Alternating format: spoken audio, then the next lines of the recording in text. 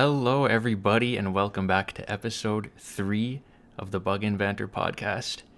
I, Bedge, am your host today, and I am joined by Pasty and Spokal. Hichi is not here today because he had to help his cousin with the giant locust swarm. So, prayers up to Hichi. Anyway, Bless up. we have some banger topics today. This is going to be a banger. Let's just start it off right away with a new segment we're going to be doing, hopefully every week.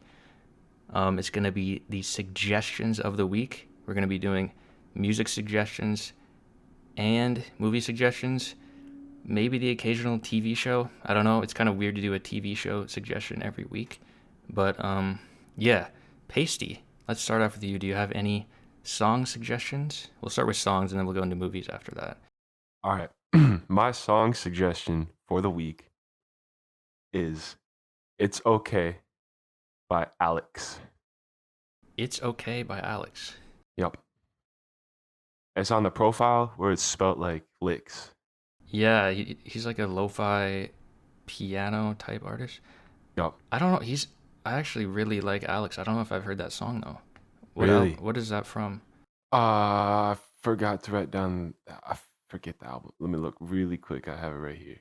It is off of The Reaper. The Reaper. Yeah, I haven't heard The Reaper. I've only heard the 3 Growing Up albums. Oh, word. But yeah, I'll have to check it out, I guess. I do love Alex. Yeah, so that's your song suggestion. Spokal, do you have any song suggestions? Nope. No, you do not. Nothing. Okay. What a surprise. All right, I'll go into my song suggestion. My song suggestion of the week is from the new Black Country New Road live album. It's the first song on the album called Up Song. If you like live instrumentation, if you like chamber pop or art rock, I will personally guarantee that you will like this song. It's an amazing song. So Black Country New Road, Up Song. That's my song suggestion of the week. All right, let's shift over to movies. Pasty, what's your movie suggestion of the week? My movie suggestion of the week is one of my favorite movies of all time. It is directed and written and produced by Jonah Hill, and it is called Mid-90s.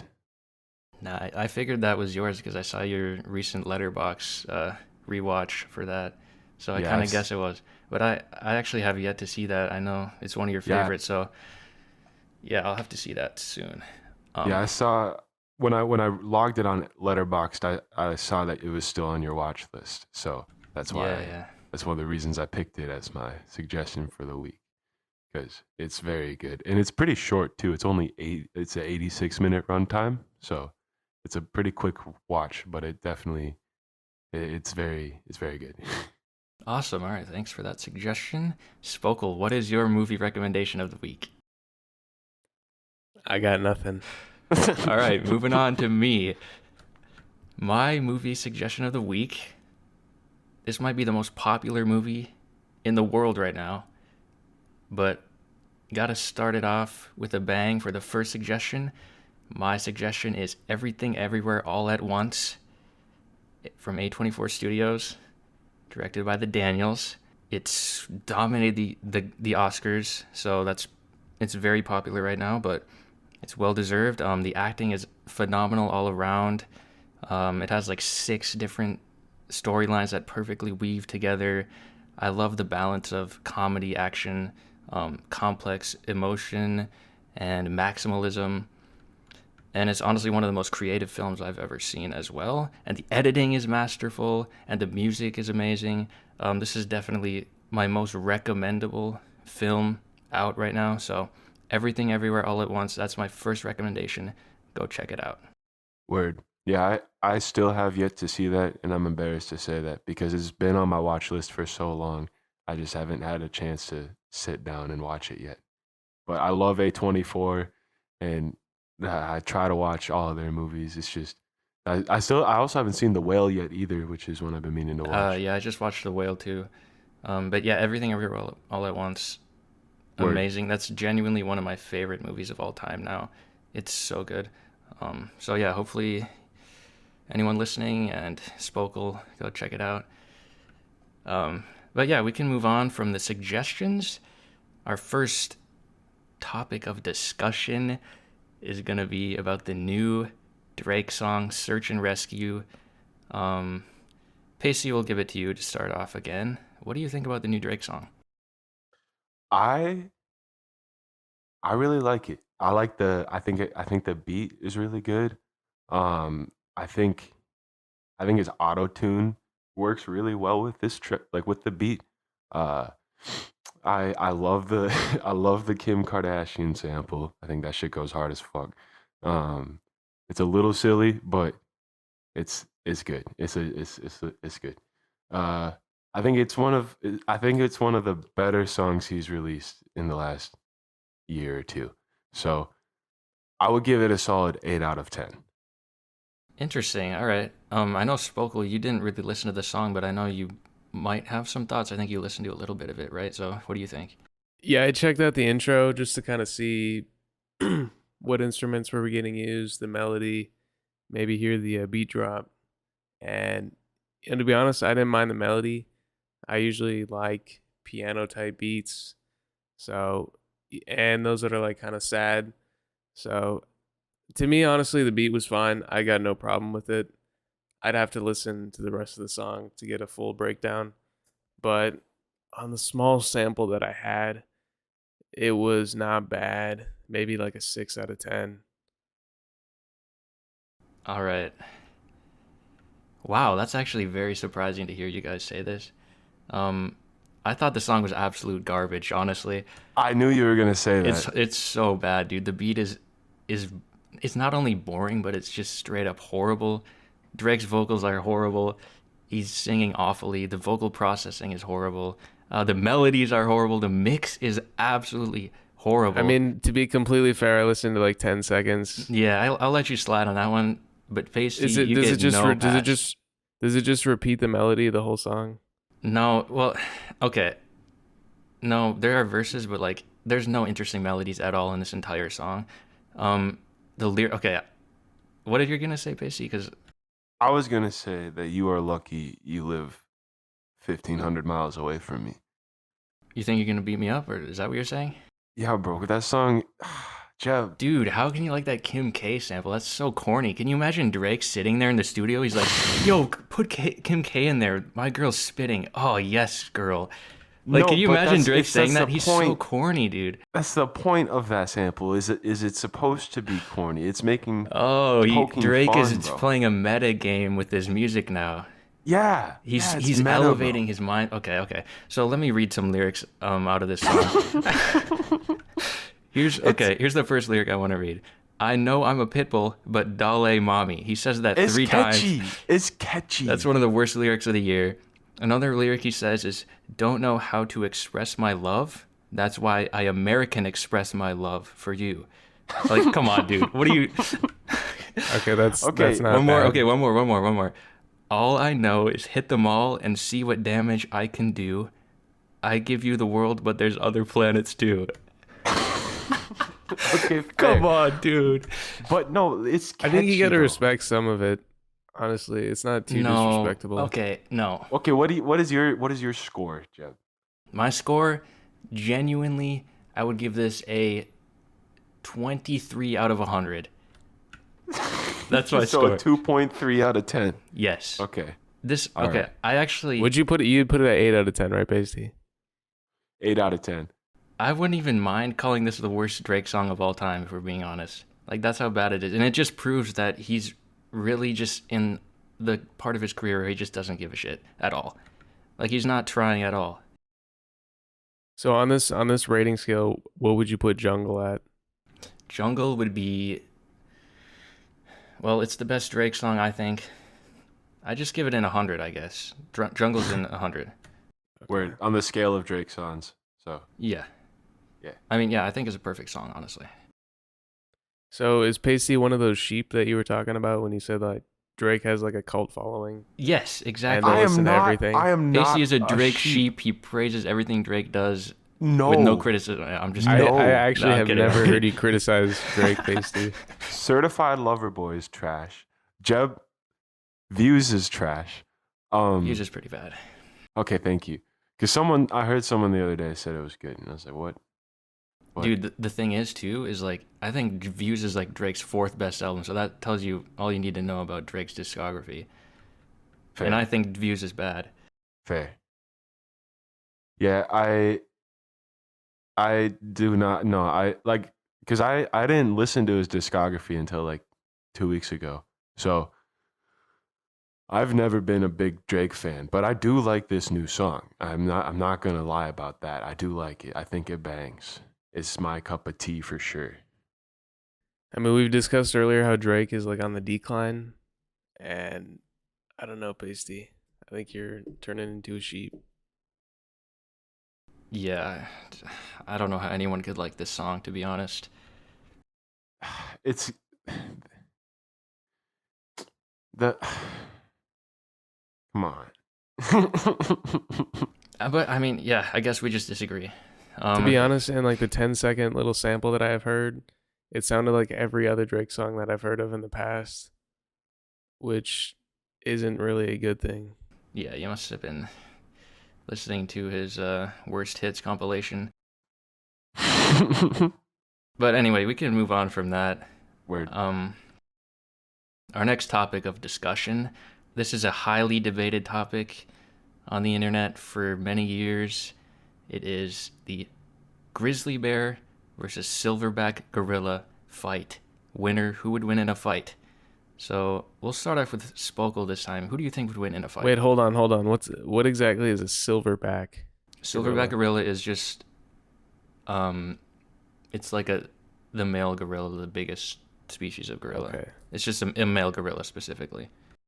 So, okay, hear me out on this one. So, typically, grizzly bears, I'm assuming we're using an adult male grizzly bear Yeah. in this fight. Kind of like the top dog of grizzlies, top dog of gorillas. If you just took like the best gorilla, the best grizzly bear, right? Grizzly bears, from what I've seen, are a lot heavier than gorilla bears. Not gorilla bears, gorillas. Gorillas get up to like 500 pounds max. And grizzlies, I think the average weight is like 600. Could probably get close to like 800 pounds. So, I mean, grizzly has the weight advantage. And I think grizzly also has the mouth advantage. It kind of can use its mouth as a weapon. Yeah, it doesn't have the tangibility of the arms. And it's not going to be able to run on 2 feet or anything. But I think just the sheer strength of the grizzly bear with its claws and its teeth and mouth, I think it just has way too many weapons for the gorilla to take. And the gorilla might have a bigger brain, but in the heat of the moment, with the natural instinct of the grizzly bear, I don't think this is going to be close at all. I think the grizzly bear takes the cake any day of the week. All right, Pacey, what do you think? I think the gorilla takes it any day of the week because I can agree with you that the grizzly bear does have a weight advantage for sure. But I don't think the grizzly bear is as strong as a silverback gorilla. And I also think that the gorilla can get low and kind of pick that motherfucker up and just toss him around. And he's got power behind his hits for sure. Like he's basically like a bodybuilder on like a shit ton of tren. So he's just gonna fuck up that grizzly bear for sure. All right, so we have one for gorilla, one for grizzly bear, and honestly, I was kind of worried I would have to argue in favor of a gorilla, because I thought you guys were gonna pick grizzly bear, because in my opinion, grizzly bear would absolutely destroy a gorilla. Absolutely. And here's why. The average grizzly bear is heavier than the largest gorilla, and you said the strength. You went with the strength argument. Grizzly bears are arguably like as strong or stronger They don't than got the gorillas. arms though. They don't have those arms. They don't need arms. They're covered in, well, they have muscles. You just can't see it because they're covered in thick fur and they have fat layers. But they're still just as strong. Their arms are built like a T-Rex. Dude, they got like that sumo wrestler strength. You know what I'm talking about? Oh, don't. Basically, I don't even know how you Also, use their arms are strength as, not. like, Yeah, go ahead, Spokal. I don't know how. Yeah, I agree with Benj. I don't know how you can use the strength argument for a gorilla over a grizzly bear. I mean, the grizzly bear has a big weight advantage. Also, I don't even think like gorillas. Do they even eat like animals? Aren't they like? Aren't they like herbivores? They do eat mostly plants, but I don't think that applies to this argument. It's a fight. They're not trying to eat the grizzly bear. They do fight. So. But I mean, like, if the grizzly bear had the mentality of like eating the gorilla, I think he has the edge. Here's the thing: grizzly bears also have a diet that's highly consistent of berries and plants and whatnot. They do eat fish too, but also, let's see, what was I gonna say? The grizzly bears have a massive height advantage as well as the weight advantage. So I don't see how. Yeah, you said the gorilla was just gonna like get low and pick up the gorilla or the grizzly bear and throw it around. Yeah, bro. You That's really think not that's possible. gonna happen? 100, bro. Dude, 100. okay, listen. Here's what I have to say about that. Picture the gorilla trying to run up to a grizzly bear and actually like getting under it and throwing it off of its feet onto the ground without the grizzly bear doing anything to it. Like, all it takes is one swipe of the claw from the grizzly bear to like knock the gorilla around. And those claws are dangerous, dude. Those are like 3 to 6 inch knives on their hands. All it takes is one slash to the face and the gorilla's like done for.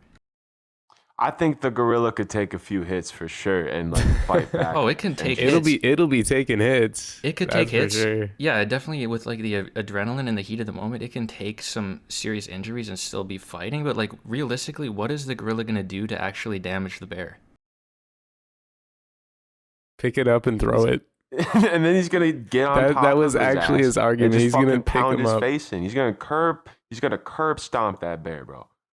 I think you're equating a gorilla too much to like human properties. Like gorillas don't have that mindset of like putting someone on the ground and punching their face in and curb stomping them. Also, I you don't think know, the grizzly bear is just gonna like stand there and let itself get hit in the face without like retaliating? No, he's gonna try, but the gorilla will be just too much power for the grizzly bear to do anything. I don't think you're taking into account the size advantage here. Like, the grizzly bear can easily get the gorilla off of him if it wants. It's so much bigger, so much heavier. So Yeah, but not after he's curb stomped. Curb stomp. Okay, realistically, where are they going to be fighting? In like a soft forest? The grizzly bear's skulls are so thick, man. They're not going to get curb stomped by a gorilla foot and be done for. It's like, that won't even maybe do any damage. Okay, well, I don't think there's an area where there's grizzly bears and gorillas in the same forest. So it would have to be in like a street fight. Okay, And okay, even if it is in the forest, like they could use like a tree on the ground, you know? Hold on. You said there's nowhere they would be in a forest together, but then you go the route of they're going to be in the street together? Come on, bro. Pasty, let me ask you this. Okay, so let's say let's add another element to this. Let's say the gorilla and the grizzly bear are like a couple 100 yards apart and the fight starts and they run at each other. Do you think the gorilla stands any chance with like a grizzly bear barreling down at it? 100. Absolutely not. There's no way you think that those two collide, the gorilla being hundreds of pounds or the grizzly bear being 100 pounds, 100 plus pounds heavier, that it doesn't have more force. I mean, especially with like how it's going to be leaping off the ground, the gorilla is going to have like no leverage off the ground. Like the gorilla, all of its weight is like close to the ground. It gets them nice push off the ground. It's just going to absolutely destroy the gorilla, and the gorilla trying to punch it, that doesn't even make any sense. Okay, but I think you're wrong, and I think that gorillas probably know some karate, and they would fuck up that grizzly bear for sure. You're bugging now, but also in that scenario where they're running towards each other, grizzly bears are also faster than gorillas. They can run up to 35 miles per hour. Gorillas are about 20 miles per hour max. So grizzly bears are faster, heavier, and taller and stronger. I don't know about that, bro. They have sharp claws and they have much stronger teeth as well. Here's what I will give. Yeah. Here's what I will give the advantage to in regards of a gorilla. They have a stronger bite force, sure, but like grizzly bears are more equipped to bite their opponent than a gorilla, so that really doesn't matter too much. Also, gorillas have a stronger punch force, I guess. Not that grizzly bears are even punching. They have claws and whatever else to do damage, so those are the only two really advantages I'll give to a gorilla. And they can climb, but let's be real, what are they going to do with climbing anyway? Are they going to like jump from a tree onto a grizzly bear? Like, no. Yeah, Pasty's definitely giving way too many human qualities to the gorilla. Yeah. The gorilla is not going to be able to plan all this out in the heat of the moment. Also, when I first saw this topic, I thought it was kind of a joke, but I didn't realize that there were people this stupid that actually thought that fuck you. For real, dude. Gorillas would beat a grizzly bear. Fuck maybe you. maybe like a sun bear or something that weighs like 200 pounds, but a grizzly bear, dude, there's just no way that I want Jeb on my side. I want him on my side. No, I don't give a fuck about this anymore. Corn is crunchy. We're shifting the vibe. Corn is crunchy. No, hold on a second, Pasty. Why are you deflecting, bro? Pasty, I have one more question for you about this debate before we move on to crunchy corn. Do you think a gorilla could possibly outsmart a bear, maybe use a weapon or something, or just use its smarts to beat a grizzly bear in a fight? Yeah, with like a katana or some shit. All right, moving on to crunchy corn. I do think corn is crunchy. You guys were bugging last podcast. So corn is definitely crunchy. You eat it, there's a crunch. It's crunchy. I don't know how you could... Are you eating like raw corn? No, I'm not eating raw corn. I'm eating cooked yellow corn off the cob. You bite into it, you chew it, it has a crunch. I could see maybe on cob it being crunchy, but off cob, there's no way you could say corn is crunchy when it's like heated up because it just loses its crunchiness. I made this argument before with the grape, and I think this is literally the perfect way to illustrate this because they're both kind of in the same class. You got fruits and vegetables, and grapes can be qualified as crunchy, but there's a line drawn, and not all grapes are crunchy. People say that crunchy grapes are the good grapes. Some people like soft grapes that are not crunchy, but there's definitely a line drawn there. I think you could theoretically draw that line in corn to where there could be some kind of corn that is crunchy, but I think it's foolish to say that like all corn is crunchy or that warm cooked corn is crunchy. Like, that's why I didn't say those things. I said corn in general, when eaten off the cob and cooked properly, is crunchy, not overcooked corn off the cob soaked in water. I did not say that. I did not say non-crunchy corn is crunchy. I'm not talking about overcooked corn. I'm just talking about boiled corn. Anything corn heated up. Come on, dude. Boiled corn, obviously boiled corn is not going to be crunchy. Obviously, non-crunchy corn is not going to be crunchy. I'm saying generally, in general, when you think of corn, what do you think of? Corn on the cob. And you eat corn on the cob, it's crunchy.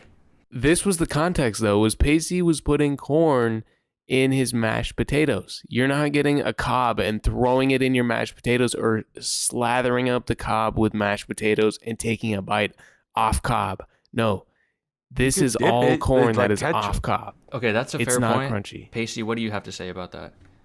I asked a couple of my buddies what they thought of this the other day, and one of them suggested maybe using the terminology snappy.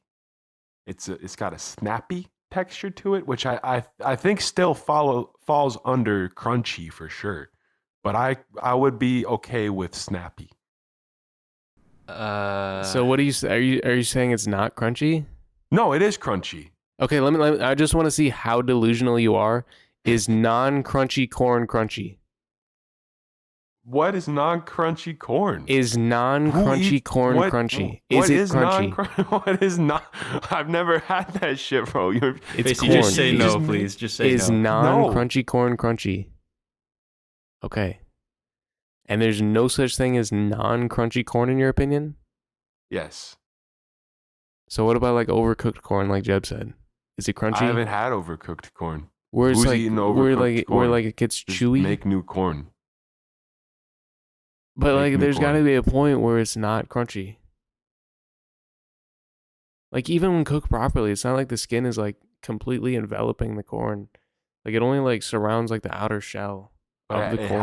it has a crunch when you bite into it. I can see where you're getting it off cob or on the cob. Sorry, I can see it on both cob, but on off cob, and no. off cob. I just can't get behind it. Like grapes, when I think of crunchy grapes, because I like crunchy grapes, but there's some crunchy grapes like the green crunchy grapes that are like super crunchy. Like I'm not a fan of the super crunchy green grapes. I'll just put that out right there right now. What? Those are But the best. no, here's the thing with like the super crunchy green grapes is that they get chalky. Oh. They So can they're not slide. right. Okay, we're good. They can Oh they my can God. they can create a horrible mouthfeel. The parallels. I And- think those are just unripe grapes, by the way. But But continue. but grapes obviously come in many different levels of crunchiness or non-crunchiness. And I think there's a good line to where it's no longer crunchy. Yeah, And it I think a becomes good line to be chewy. drawn The line is is when crunchy, then chewy. no, it's not chewy. Chewy's not the next one. It's mushy. Mushy more specifically than chewy. no. It's not chewy. Grapes aren't chewy. But the When have you skin ever still the skin still cracks in your mouth even if the inside is mushy. So are you saying like a mushy grape is crunchy? With the skin, yes. If you take the skin So- off, it's mushy. So why would people say that crunchy grapes are crunchy if every grape was crunchy? Because there's a line drawn. Like when it becomes a everyone draws raisin, this it line. becomes chewy. That's No. that's where the line is. Every single normal person on this earth has a line that they have drawn to where grapes are crunchy, and on the other side where they're not crunchy. That's why people say, "Oh, I love this grape. It's crunchy." And people say, "Oh, this grape is disgusting. It's not crunchy." Or vice versa. Some people like soft grapes. I like soft green grapes. I think soft green grapes are better than crunchy green grapes. Red grapes have to be crunchy, but they can't be the red globe ones. Those are disgusting. But anyways, there's got to be a line drawn. And you have no line drawn with corn, but I'm assuming you have no line drawn for grapes either. They're just all crunchy. Crunchy, because they have the skin. So what do you think of people that say, "Oh, this is a crunchy grape"? Why do they even have to add the word crunchy if that's so redundant? I've never heard someone call a Are you grape kidding crunchy, me? but Are you kidding me? what? I've I've never heard no many one people- has ever said, "Oh, this I'm gonna I eat have these been a crunchy live grapes." witness of people saying that this grape is crunchy. Who? Live. Renzen. Where? At school. Live witness. We'll have to bring him on the pod at some point. Yeah, we'll have to have We him discuss discuss. this. All right, you guys are both idiots. Let's move on to the next topic. Our boy, our guy, former President Donald J. Trump was indicted. Did you guys hear about this? I'm sure you did. I thought I heard the about term it. changed. You're gonna have to fill me in on the details. Okay, what did you say, I Pasty? thought it was called an arraignment now. Yeah, Or is yeah. it- The indictment is before and the arraignment is after. The arraignment is when he officially goes to court and they tell him what he's officially being charged with. The indictment is Fair. just, yeah, before that. So those are separate things. But yeah, so he was indicted on 34 felony counts of falsifying business records with intent to defraud and intent to conceal another crime.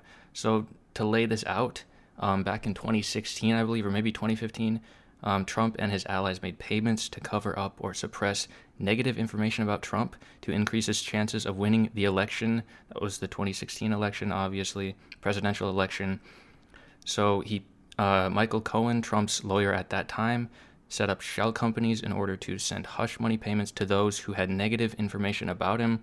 One example of those people was Stormy Daniels. You probably heard of her in the news involving Trump. And then Cohen, after making those payments, sought reimbursement from Trump, which Trump did pay, but these payments were mischaracterized by the Trump administration for tax purposes.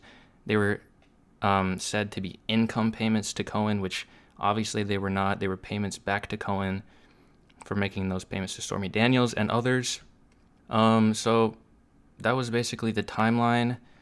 And so Trump is being charged again with 34 felony counts of falsifying business records, which involved the payments and intent to defraud and intent to conceal another crime, which was the mischaracterizing those payments as income to Michael Cohen.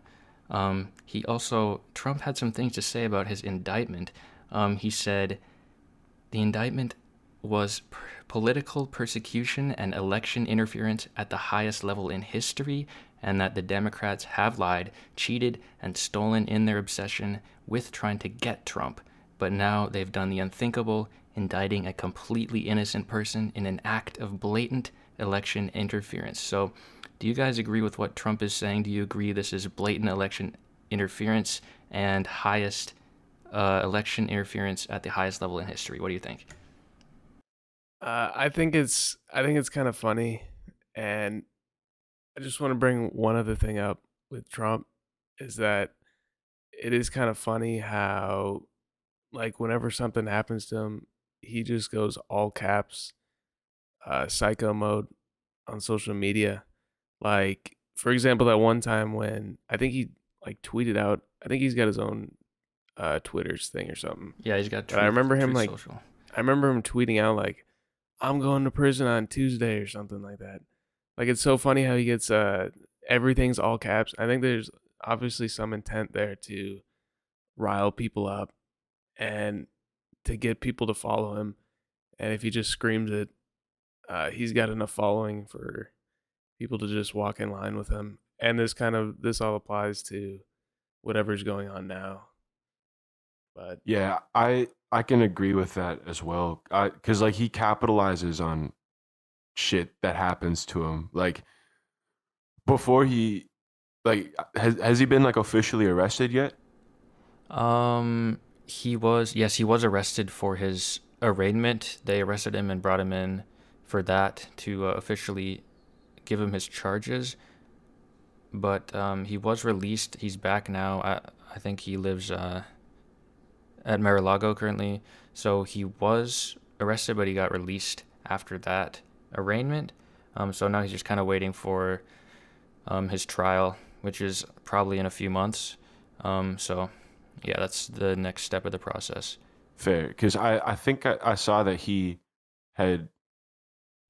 dropped shirts with his mugshot on them, but it wasn't like a real mugshot. It was like a Photoshop and like makeup picture of him for sure. But yeah. Let's see, what was I gonna ask? Do you guys think this indictment is justified? Like, do you think his charges were enough to have him indicted, especially with an upcoming election? I guess I'll start with this because I think what Trump did was pretty bad. I mean, paying off people who have dirt on you before an election to try to increase your chances of winning an election, I think that's pretty bad. I mean, obviously 34 felony counts. The actual felonies came from him actually falsifying that was the intent to defraud and intent to conceal another crime. So falsifying business records is actually just a misdemeanor, but it was upgraded to a felony in the state of New York because of the intent to defraud and intent to conceal. So I think what he did was pretty bad and definitely justified in that indictment. From what I've heard, obviously I'm not fully informed and I don't know too much. I don't really follow the news all that much, but like if everything obviously is true, which sounds like it, and there's definitely a good case to be made for him to be I think there's definitely a case to be made that this is a justified case. I don't know how much of an effect the hush money had on the election, or if the election would have swung in 2016 if he didn't pay that hush money. I don't know if the results would have changed. I know it was a really close election, but like even if it didn't affect the results, it's obviously illegal, and there's definitely illegal activity, fraud going on. So I think it's justified enough to where he could get charged or whatever. But again, I don't have a full story, full picture, but it definitely does not look for my boy Donnie. Yeah, I'm not super informed either on everything that goes on politically, but I do know he has done some malicious things from what I have seen and read, and so I do think I also agree with that he definitely needs to be looked at. He needs to pay for his crimes. Yep. Well, I guess to wrap this up, kind of the 34 felony counts that he is being charged with are Class E felonies, which are the lowest level of felonies. I think they serve up to 4 years for each of those. And I don't know if those are typically served concurrently. I think they are. So even if he does get convicted on all 34 of these felony counts, he will most likely not even serve jail time because he's a first-time offender, and it is such a low-level felony. So maximum jail time he might serve is like, I don't know, maybe some couple months, but most likely if he does get convicted, he would just be on, I don't know, a few years of probation.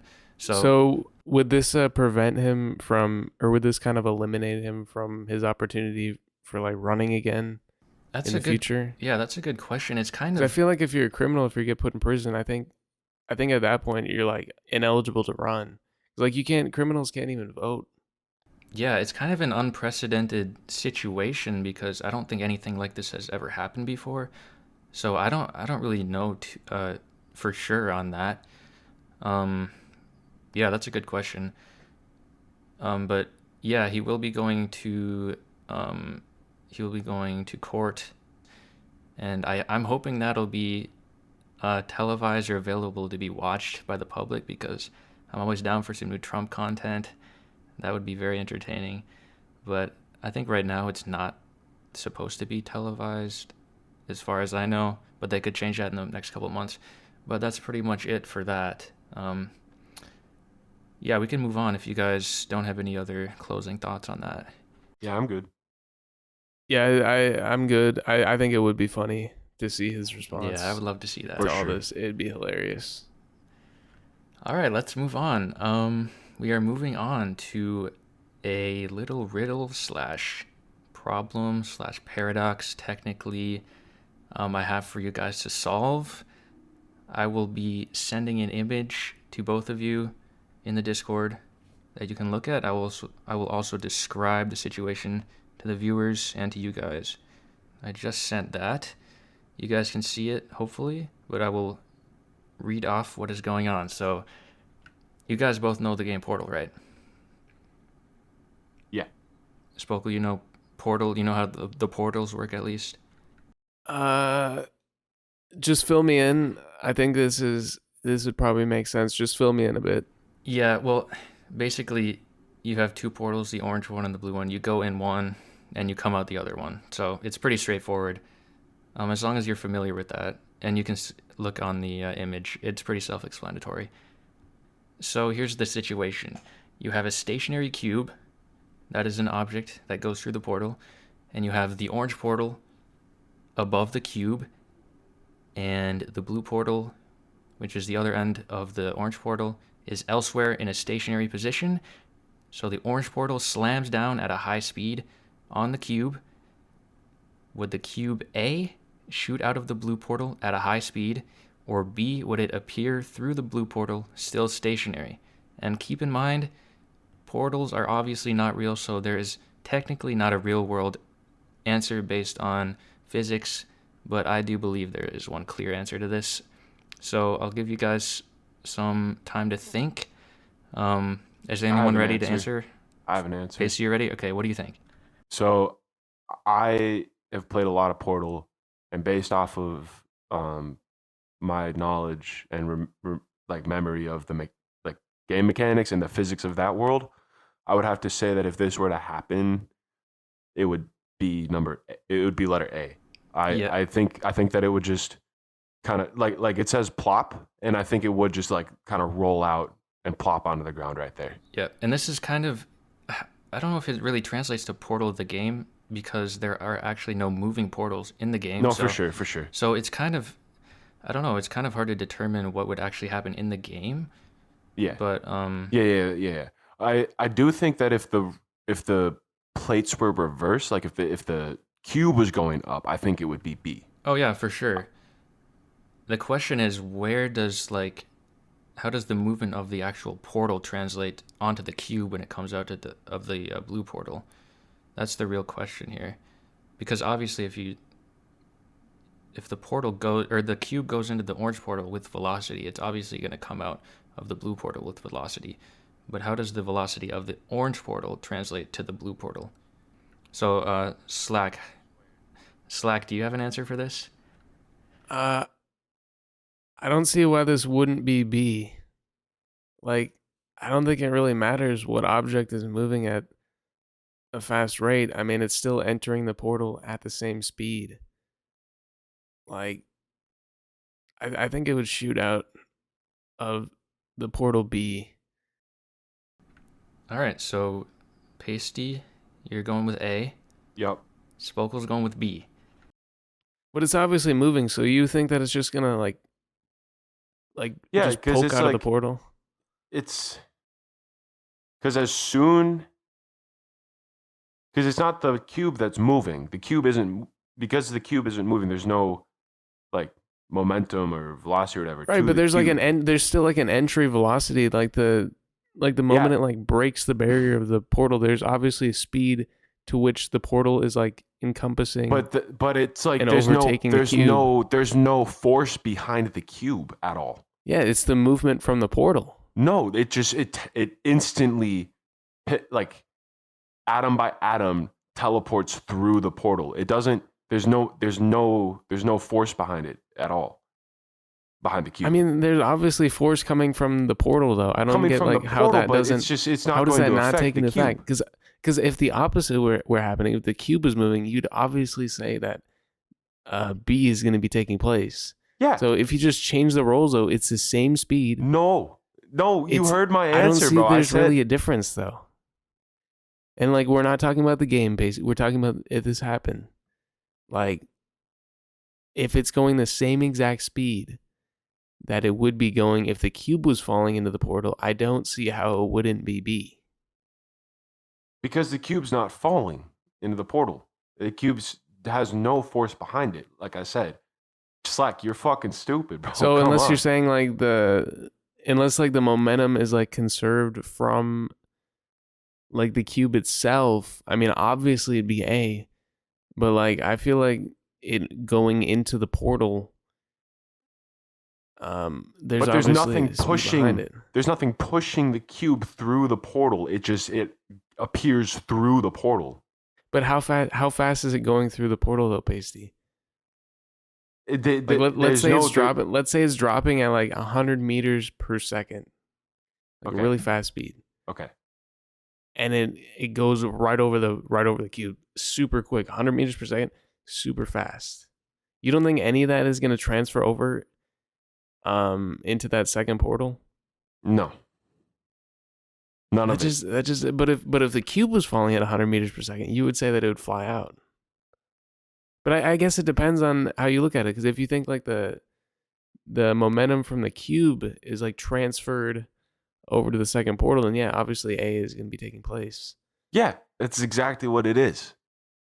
I think. But it's the cube. It doesn't, like the technicalities of it. Yeah, you could say that with technicalities, but if you just think about it, there's obviously speed to which is going through the portal. So I don't see how this couldn't be B, unless, again, there's like a rule to where like the cube has to maintain its properties or whatever, like its exact properties. You're bugging out. You're bugging out heavy. No. You're bugging out. All right. You are bugging out. I love this discussion. I'm really glad you guys disagreed on this because it made for some really great discussion. I was hoping this would happen. So I think there's one clear answer, and I think it is B, and here's why. The answer is B because the velocity of the cube is measured relative to the individual portal. So you see, for the orange portal, it's going down very fast upon the cube. As the orange portal passes through the cube is going through the portal very fast, at a fast speed, fast velocity. B, the B portal, the blue portal, has no idea what is going on the other side. All it knows is that the cube is coming through at a fast speed. That's all it knows about the other side of the portal. The other portal. So it has to be B. I think you that's a really good point. Very well, but I still disagree. Okay, think of it this way. The orange portal is going down and it is pulling the entire other side with it.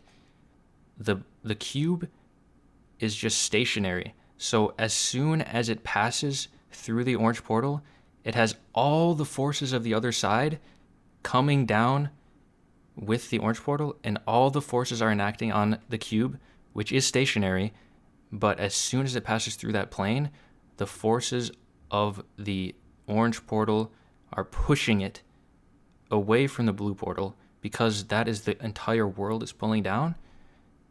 But obviously the blue portal is stationary, so that world is not moving, but the cube would still be moving because it has less forces being enacted upon it. Yeah, I don't see how you can just go from like full speed for the orange portal just falling down to just, there's just nothing there coming out of the portal. There's just no momentum. There's no speed. There's no force coming out. When there's movement going on on the left side of this problem. And I guess I have a question for Pasty. Like, what if the cube went into the orange portal, but it was like being lifted up by that platform? Do you think that it would go out as building as a letter A or B? Like if the cube was moving up, but it was getting lifted up by the platform, do you think it would shoot out, or do you think it would just plop out? I think that you know what I'm saying though, right? Like the platform pulling up the cube. Yeah, I think this is a rare occurrence where I'm gonna change my mind and I'm agree that it probably is B. Because now that I like think about it more, which I probably should have thought about it more when Jeb said if we wanted a second to think instead of an instant answer. But no, I think I agree now that it's B. Yeah, I do think it. Obviously, it's not like, it's kind of non-intuitive because it's not something that would happen in real life, obviously.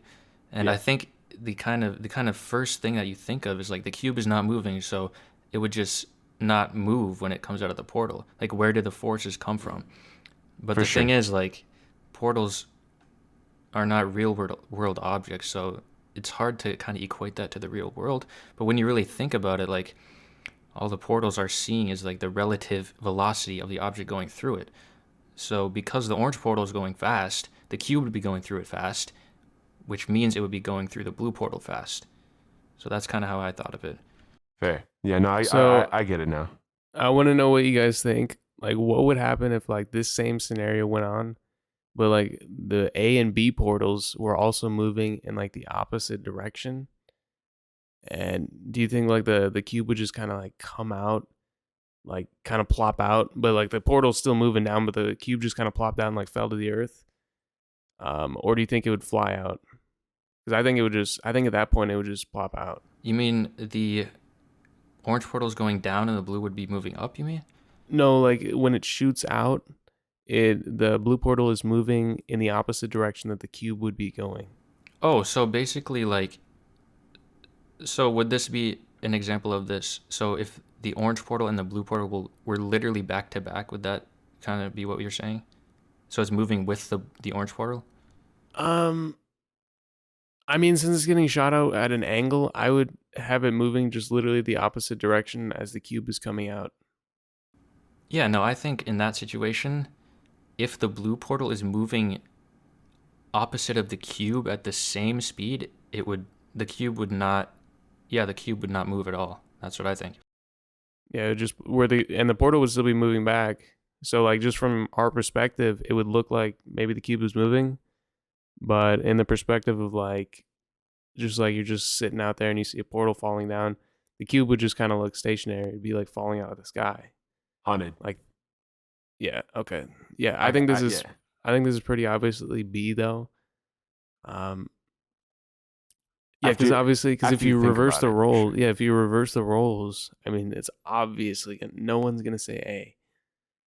Like, and it's entering the portal at the same speed. I think it's pretty clearly B. Yeah. Yeah, that was some good discussion though. I liked that. I like how Pasty admitted that he was wrong. Though. That's good. That's a point for Pasty. Rare occurrence.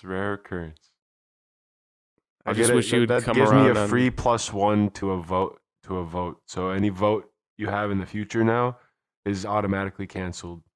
True. Any vote. No, one vote not any canceled. Vote, but the next vote. Next vote gets canceled. Well, hopefully you come around on Crunchy Corn, you'll get another +1. Nah. No. You'd get a -1 from me, so it's not even worth it. All right, should we move on to our next topic? Yes, sir. All right. Our next topic is going to be going to Spokal for his stock picks. I don't know if you have any crypto picks, but take it away, Spokal. Yeah, let's revisit some of the picks I had last week. So some of the main picks I had were Duolingo, where I actually had a trade in where I said, I'm wanting this to get into the 130s. Duolingo actually came down to 132. I did get out quite a bit earlier than that. Still a profitable trade for sure. But Duolingo, it did come down. It did make the move I wanted. It did make even more than I wanted. It's a good move for Duolingo. It was definitely overextended. Right now, I wouldn't touch it. I'd wait for it to get super underextended or overextended. And SQQQ was another one that I picked for a bounce. And it did bounce. I know I did say that I wanted it in the 28s. And it never really did go in the 28s. But I still saw it as a good buy. But I personally didn't buy it. And SQQQ, it did make that bounce. Again, I'm not going to touch this now because it's already made the bounce. And I don't want to do some FOMO and just hop in now. It's too late to get in. But I want to wait and see if it will get back under 28. And if it does get under 28, I want it to make quite a big move. And then I would possibly hop in. But some picks that I'm looking at for the week and that I'm in now, one of them is Plug, the stock Plug. Plug came down. It was down pretty low. I did enter into Plug. I'm expecting a bounce. I don't really have a specific price target. I'm just kind of waiting for that bounce. And honestly, this might be a losing trade. But I think Plug, if you're looking for a good buy, Plug right now would be a great buy. And I'd love to add some more, but I'm just not going to do that. And another one that I'm looking at is Dust, which is the inverse ETF of gold. Gold has been on a tear as of late, and I think it's a little bit overextended, and Dust is the inverse of that. So I think Dust is a great buy opportunity. And I think it's at like 940 right now. I'd still like it to squeeze down a bit more, get closer to 9, but I think Dust would be a great buy. After getting out a plug, I think this will be my next position. It's definitely on my watch list, though. Definitely got to check it out. And moving over to crypto, just a mini crypto update. Um, Bitcoin is kind of trading sideways. Not really anything is going on. There could be a potential move that takes place in the future.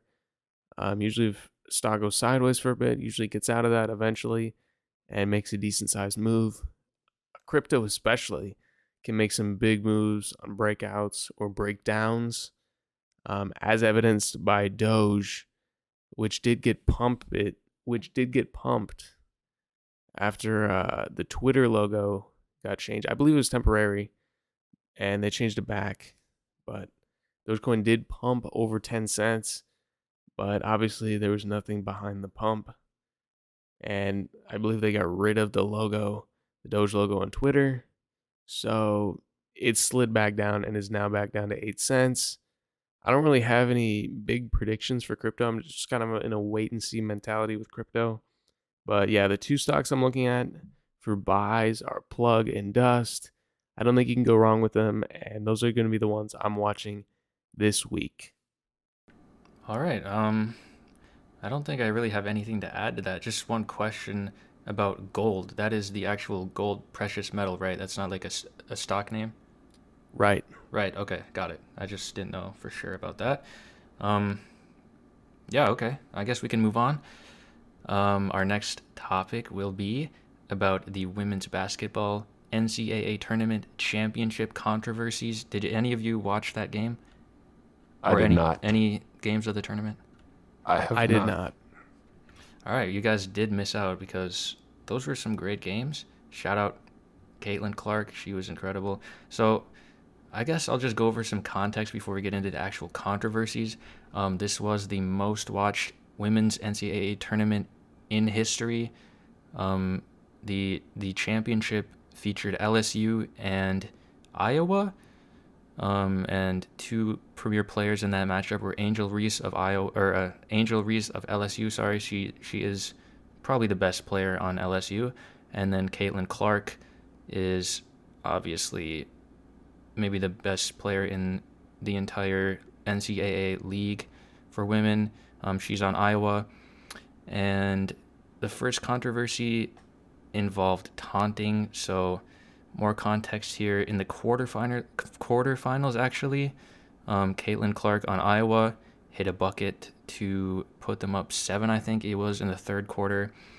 And as she was walking to her bench after a timeout, she kind of did the John Cena gesture over her face. It was maybe like a 1-second taunt. I don't know if she was doing it to another player or not. It was kind of hard to see with the camera angle, but there was that taunting situation that was in the quarterfinals, so that had nothing to do with LSU at that time. And then fast forward to the actual championship game. Again, LSU versus Iowa, featuring Angel Reese and Caitlyn Clark. It was the final seconds of the game. LSU was clearly going to win. They were up by like 15, and Angel Reese started taunting Caitlyn Clark, who did the previous taunt.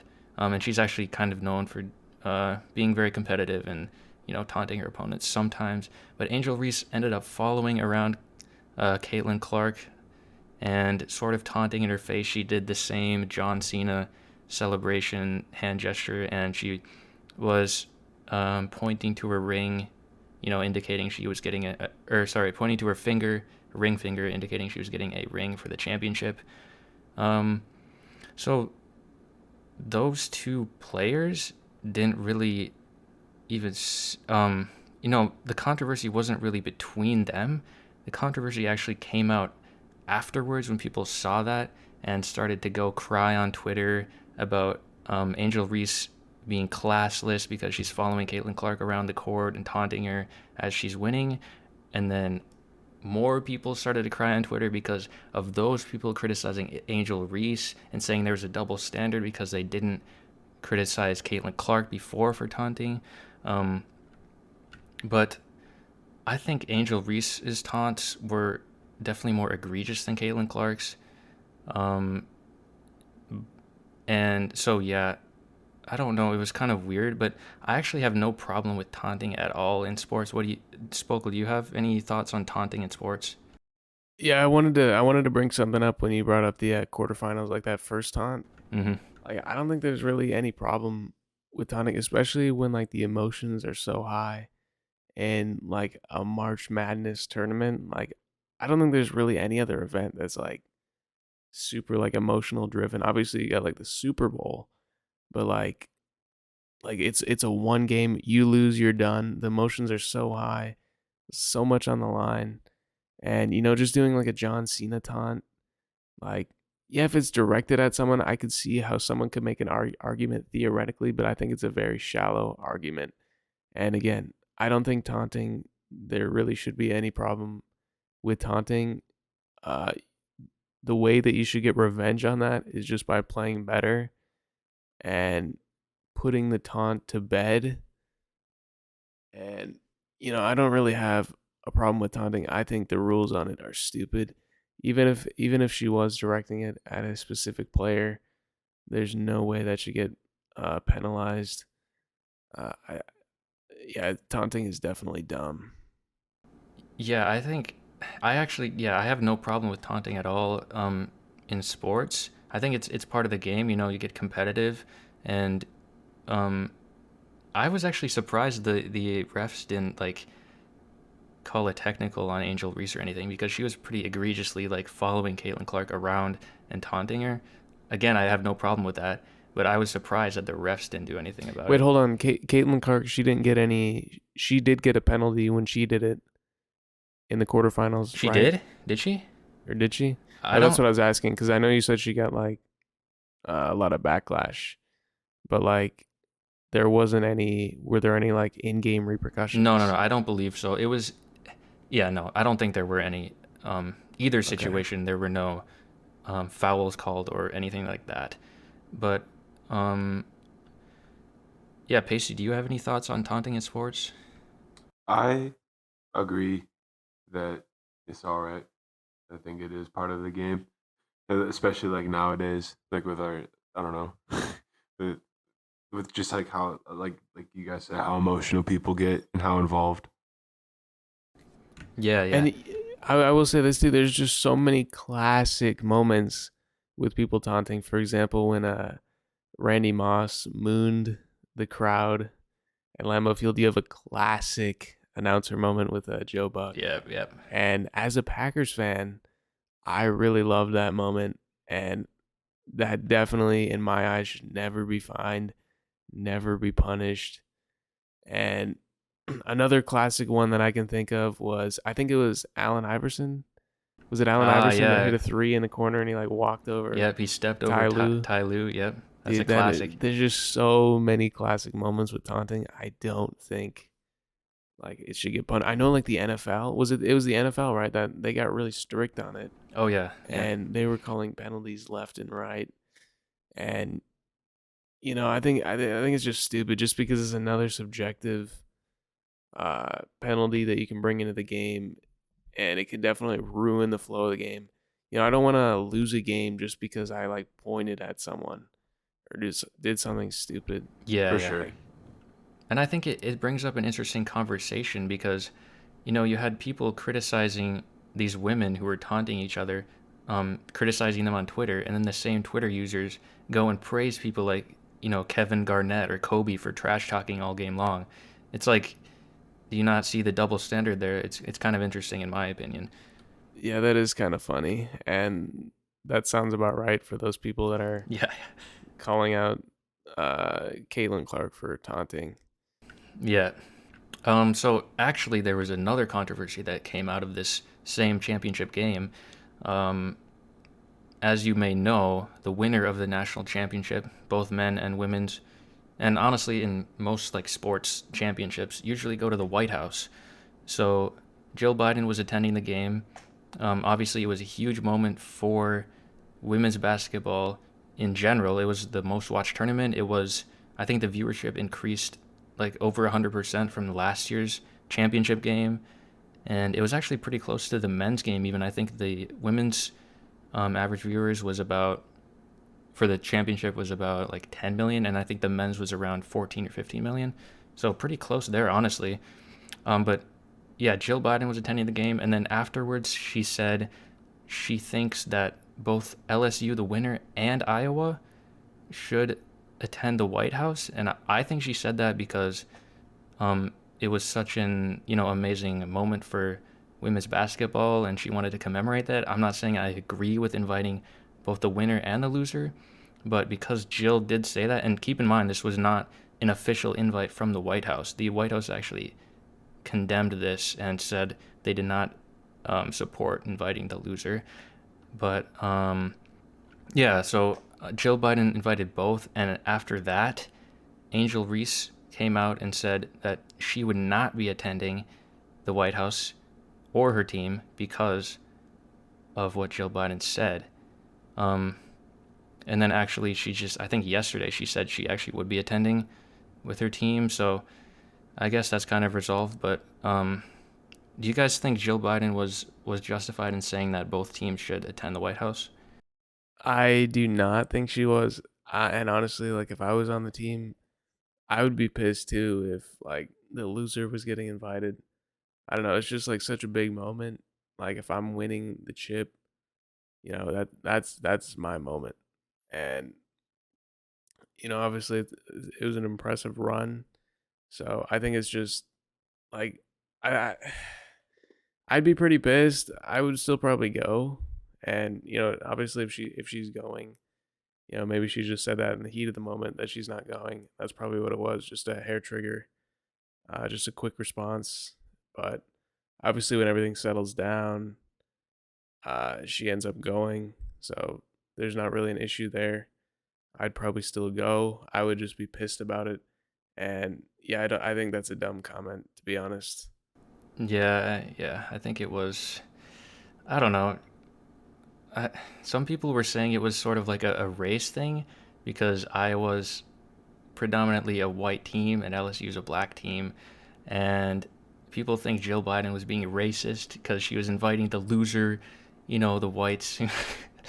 I mean, she's if they lost anyways, like, what if the roles were reversed? Yeah, I think Like, people she who are probably would saying have said that. the same thing. I think people who are saying it's a race thing are delusional. I think she just said it because it was a huge moment for women's basketball, and obviously Iowa was a huge part of it. I actually think most people were watching for Caitlyn Clark. I mean, she scored the most points in tournament history. She had a 40-point triple-double in the quarterfinals. She was averaging like 35 points a game. So I think that's why Jill Biden said that. I don't think it was a race thing at all, but that was something that people did bring up, and that might have been part of why Angel Reese was so like offended at those comments.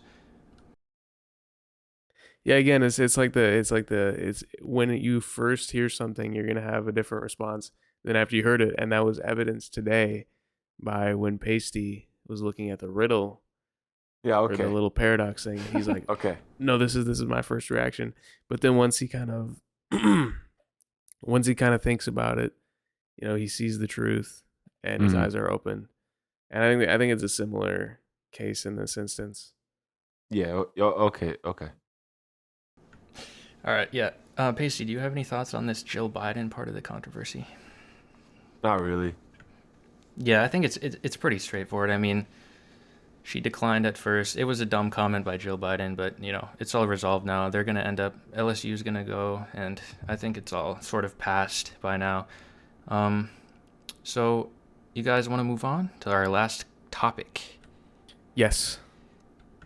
All right, moving on to our last topic of the day. It is going to be a cereal tier list. We are going to be ranking Reese's Puffs, Cheerios, Rice Krispies, Fruit Loops, Honey Nut Cheerios, Lucky Charms, and Frosted Flakes. Let's jump right into it. We're going to be going cereal by cereal. So let's start with Reese's Puffs. And Pacey, what do you got for Reese's Puffs? Easy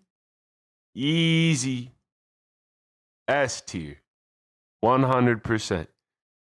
Why is Reese's Puffs S tier? Because it it's peanut butter, but it's cereal, and they're puffs, and they have just great texture throughout the whole experience. Like when like they start out crunchy, but then they start to soften up, and so they get a little bit soft and crunchy, like corn, and then uh and then they get mushy, and then that's also fire. It's a very good experience. And the milk gets to be a great flavor too. Like if you have milk left over afterwards. Valid. Okay, Spokal. I would love to say, I love how you called it an experience. I did not love how you brought up crunchy corn. I'm pretty sure Reese's Puffs is made of corn. I might be wrong. So I like how you also drew a line between the fact that it was crunchy at some points and soft at another. But I absolutely agree with you 100%. Reese's Puffs is the easiest S tier. It is just so good. Peanut butter into a cereal with some chocolate in it, the milk, the whole experience, the crunchiness, the softness. I don't know if I like it mushy. You got to eat it quick enough. I like it crunchy through most of my experience. But Reese's Puffs is an easy S tier. Yeah, y'all are absolutely spitting on a stack. Reese's Puffs is S tier easily. The flavor is amazing. The texture, top notch. And I mean, the combination of peanut butter and chocolate and the milk is amazing. That's what cereal should be about. Yeah, easiest S tier ever. Let's just move right on. Reese's Puffs, I will say, is not only easy S tier, but it's easy number one also on this list. Oh yeah, 100. It's the highest. Okay. All right. We know about Reese's Puffs. Let's move on to Cheerios. What do you got, Spokal? D tier. You want to describe why it's D tier, or you just want to move on? It's just hella mid. I'm really strict on my cereal standards, and I definitely like sweetened cereals better. Cheerios, though, don't get me wrong, it's not F tier. On a strict tier list, on a strict list, Cheerios at D. It could be worse, but Cheerios is not great. It's hella mid. I mean, it is a classic cereal, so I could never really see myself putting this in F tier. But there's just so many cereals that are better, and so many different varieties of Cheerios that are hand over foot better than Cheerios. Like even the multigrain Cheerios are hands down. I don't know about that. Than Cheerios. I don't know about that. Multigrain would easily get B tier, maybe even A tier. Multigrains are amazing.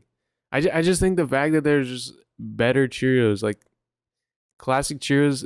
I don't know if there is a Cheerio worse than the classic. I bet they're out there, like maybe like a cinnamon or something, if there's a cinnamon Cheerio. But it's just not a great cereal. It's mid as hell. D tier. Okay. Pasty, what do you think? I think Spokal ate a bowl of bugs before he hopped into this voice call. I put Cheerios in S tier. For me personally, I would be okay with it in A or B. You just diminish the value of Reese's Puffs so hard. That is the most disrespectful thing I've ever heard you say. Let me spit, okay? So, growing up, my dad every morning, like clockwork, always had a bowl of Cheerios for breakfast, and I would join him. And those are some of the most core memories I have with my dad. And so that's one of the reasons why it's so high for me. But it's just like if you can add a little bit of sugar to it, it's not a big deal. Why don't you have sugar in your cabinet to sprinkle on? I'm not just gonna sprinkle sugar on cereal. That sounds stupid. You fuck. No, just the amount of disrespect that you just gave to Reese's Puffs. Like, if you set before me 2 bowls, but I get 1 spoon and I get to pick one, and it was a bowl of Reese's Puffs and a bowl of Cheerios, dude, I'm picking up the Cheerios first. I'm not even picking up the Reese's Puffs first. I'm picking up the Cheerios and throwing it and then I'm picking up the Reese's Puffs and eating it. Dude, there's no way that it would even be like a decision. Like if I set before you Reese's Puffs and a bowl of Cheerios, the fact that that's even like a choice, I don't understand that at all. Like you said Reese's Puffs was the best, so I'll give you that. But that is just a hella mid take. I will give you credit, and yeah, I would give some bonus points on memories, nostalgia. That's cool. I think that could bump it up on your tier list, but putting it right up to Reese's Puffs, I think is delusional. I said that the reason it's so high for me is due to like core memories, but I would be okay with and it not at the an taste. A. I would be okay and not the with taste. it at an That's A I or love a it. B. I love it. I would be okay with it at that's an A or B if that's the what core you reason. had it at. But a D tier, bro, that is unacceptable. That is literally like Cheerios are probably the healthiest cereal we have on this list. Like I'll take the loss health wise. I think Spokal's actually the one being disrespectful here. How can you say this about Cheerios? I mean, Cheerios are just delicious, man. What are you talking about? Come on, don't tell me you're not smiling, bro. I know you got that smile. I am thinking about how delicious Cheerios are. You're They're actually so good. That's on top of your head. Okay, can you name a better tasting non-sweet cereal than Cheerios? Rice Krispies. I disagree with that. But let me cook real quick. Cheerios are so good. The texture's amazing. They're the classic cereal. I just think they taste great. I mean, they're honestly like, this is kind of weird, but like they're refreshing. I mean, instead of eating like a bowl of sludge cereal filled with sugar, you can eat like this nice, light, crispy. I don't know how to describe the flavor exactly. I'll be honest, but it's just a great flavor, and you know it's not too sugary. I don't know how you can say it's a great flavor. There's no flavor to it. That's not true. It sounded like you were describing the multigrain Cheerios. The multigrain Cheerios are amazing. And that's another cereal that's not sweetened that's better than Cheerios. I completely disagree. So I just listed 3 of them. I'd rather eat like all of these cereals without milk than eating a bowl of Cheerios with milk. But I would have to kind of dabble in that to see if that's true, because obviously milk enhances cereal so much, and eating cereal by itself is kind of mid, if we're going to be honest, unless it's like a good snacking cereal. But yeah, Cheerios, no. You can't be higher than C. I have Cheerios in B tier. I don't know. How can you hate on Cheerios, man? That's just, come on, dude. B tier. Cheerios are in B tier for me. Like, I could see it with Pasty with the memories. I would respect it if it was B tier for Pasty just for the memory's sake. But it's only for the memory's sake. It's not for the eating's sake. Let's be honest. Yeah, I don't know. Dude, Cheerios are just good. I don't understand. They're such a classic taste. Like even if I didn't have those memories, bro, I would still love Cheerios. They're just so good. Like, remember too, I'm super strict on my cereal standards.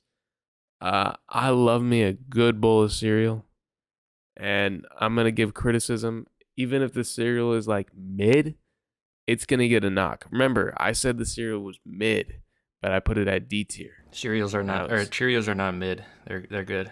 What did you have them at, Jeb? B tier. B tier, fair. See, like B tier, that's high. That I don't really have a huge problem with that. S tier is super disrespectful to Reese's Puffs, and it's super disrespectful to every other cereal that you put under it. Can two legends not coexist? Dude, Reese's Puffs and Cheerios, bro, are you kidding me? There's a time and place. That's literally my childhood. There's a time and place for both. There's no way you would ever take a bowl of Cheerios over Reese's Puffs. Maybe I would. I don't know. I've never really been in that situation. You are insane. You need to be put in a mental asylum. I think you're the one that needs to be strapped into a straitjacket and put in a mental asylum yourself. Okay, keep buying all the Cheerios, buddy. I actually haven't bought some in a while, but And um, that's for a good reason. yeah, it is actually for a good reason. I do prefer other cereals, which is why I have it in B tier. I prefer other cereals as well. Good for you. All right, we should probably move on. Let's go to Rice Krispies. Let's go. I'll say mine first for this one. I have Rice Krispies also in B tier. I do love the taste of Rice Krispies and the texture. My biggest problem with them is that they get soggy so fast, and it's kind of, I don't know. It gets a little. The experience gets a little diminished when they get soggy. So that's why I have it in B tier, not any higher tiers. But again, I do love the taste and the texture when you first start eating them. All right, let's go to Spokal next. I will say with the Rice Krispies, if the entire experience was like that first spoonful, first and second, even like the third and fourth, like when it starts getting soggy, but it's not soggy, it's still great cereal. Rice Krispies, easy A tier. It's really good, and Rice Krispies is one of those that, if you're gonna have Rice Krispies, you gotta have a second bowl. You eat that first bowl, and then you gotta get like some Rice Krispies added in, and then you get like a nice little. Maybe you don't have to have a full bowl, but it's just a nice little way to end your cereal. Rice Krispies, easy A. You got the classic snap, crackle, pop, great texture, and it's a great cereal, a great unsweetened cereal.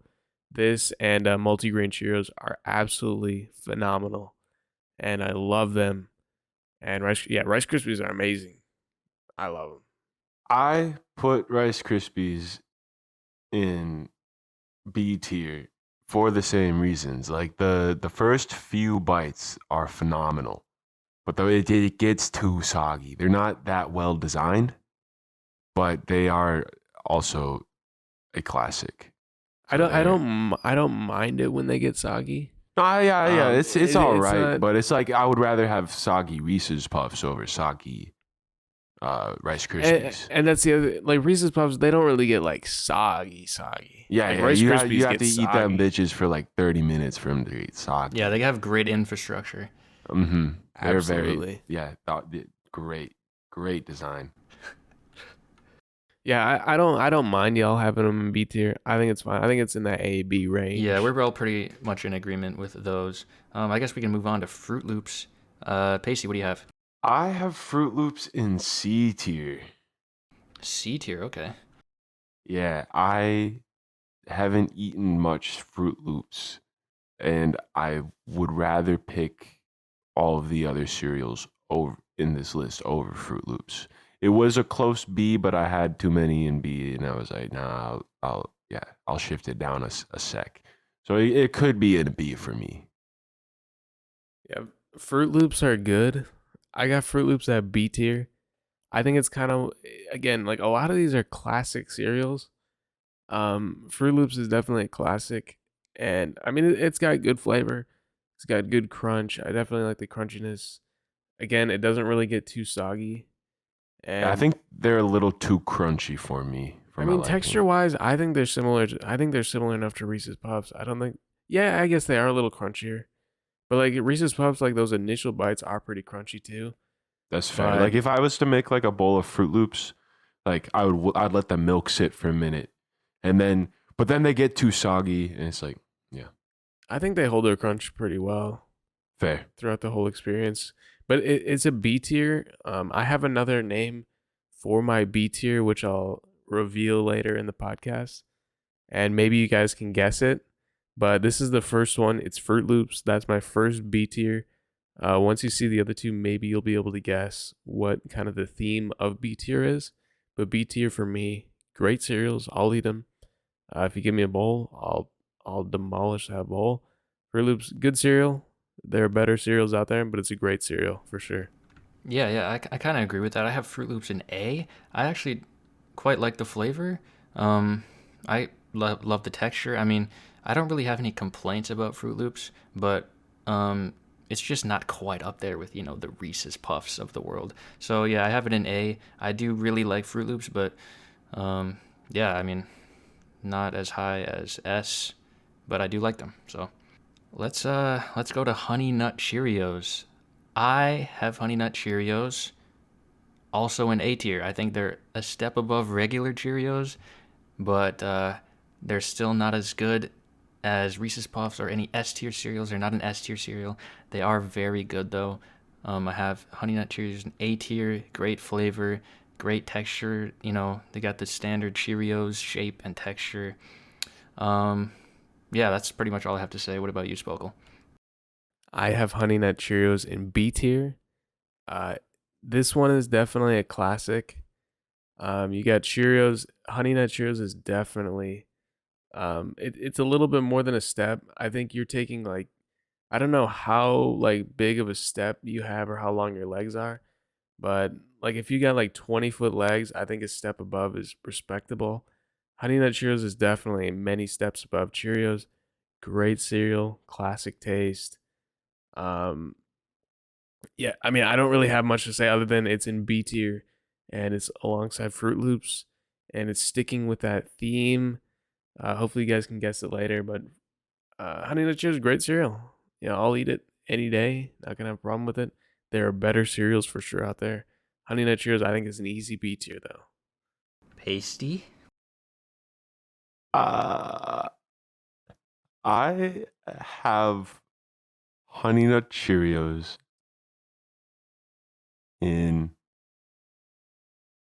F tier. Are you trolling? You want to repeat that?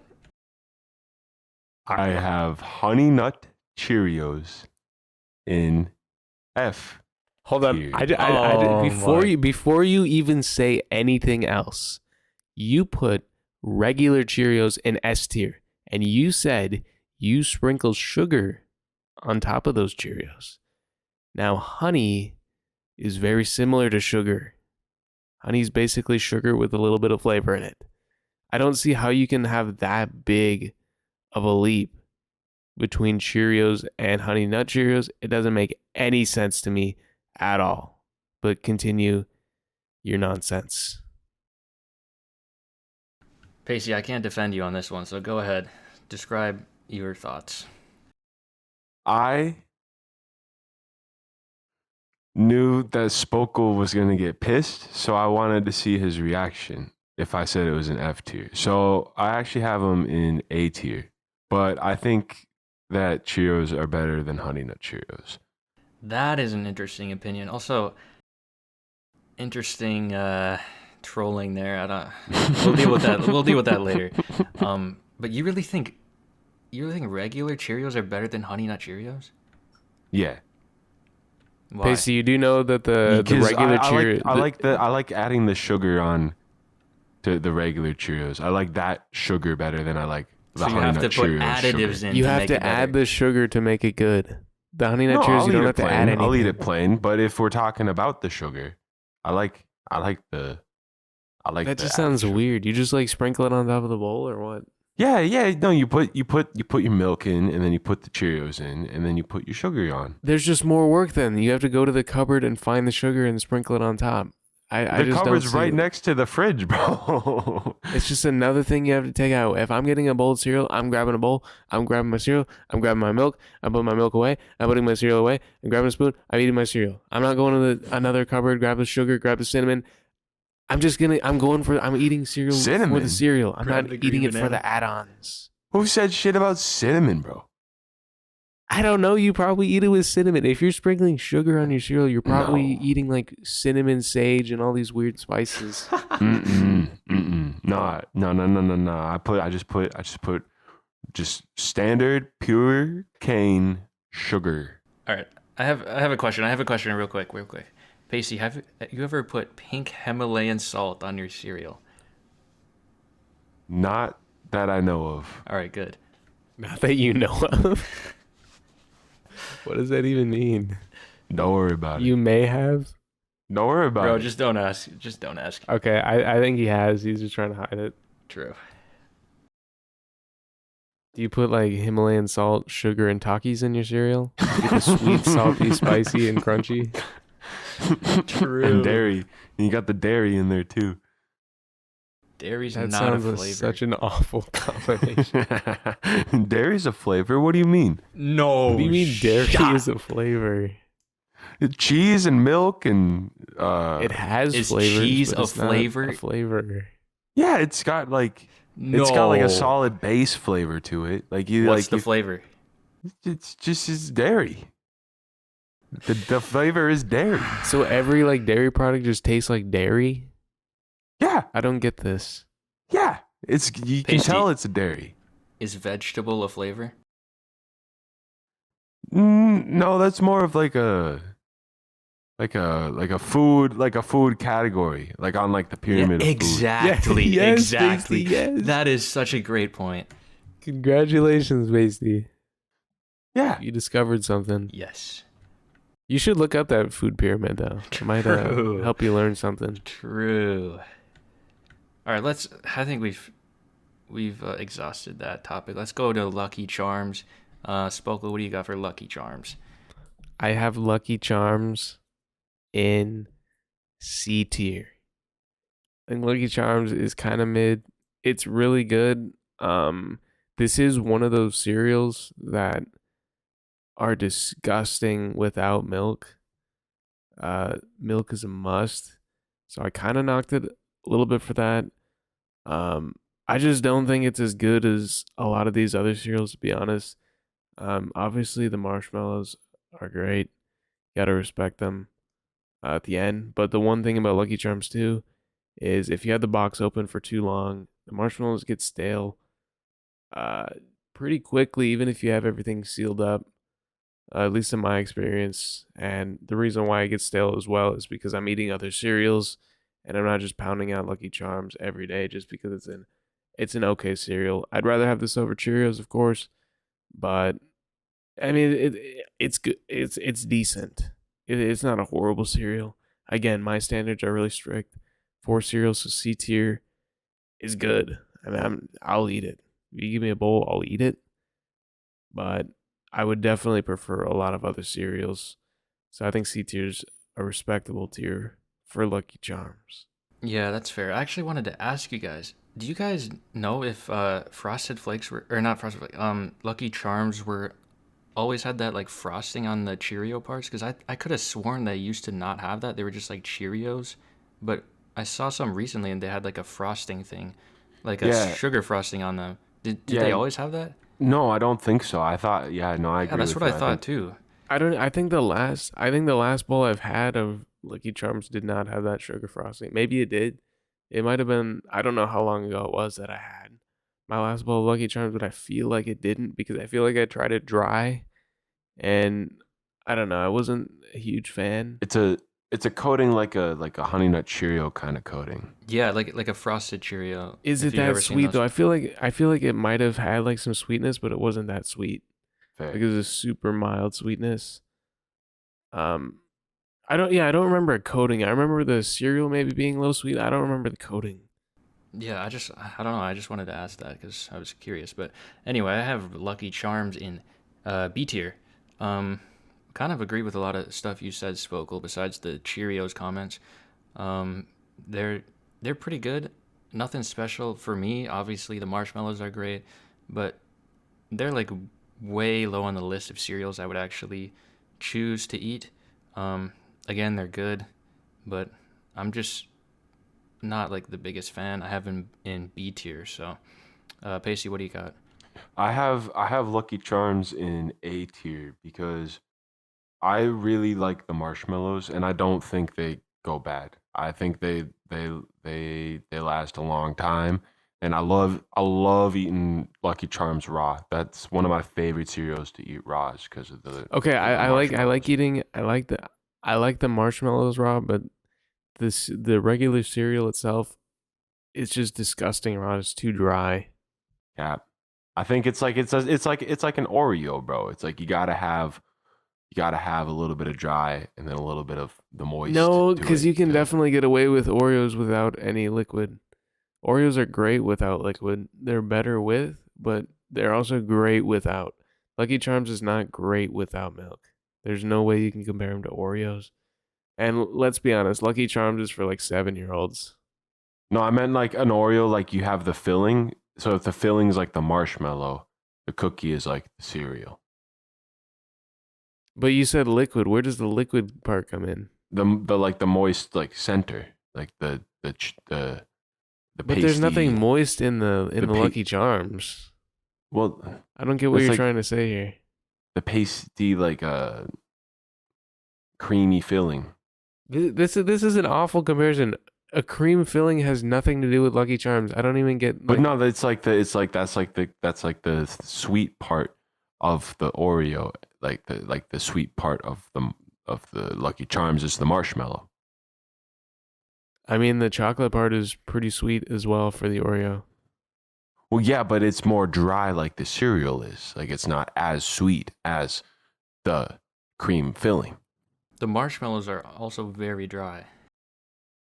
But they like when they pop in your mouth, they give you like pop in your mouth, bro. They're not grapes. No, grapes are a crunchy snap. Popping is different.